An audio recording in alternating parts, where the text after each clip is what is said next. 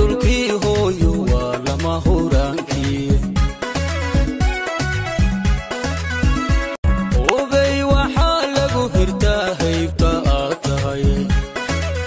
ubay homaagiyo dharkani way ku hodayaane cidiyo dhulkii hooyo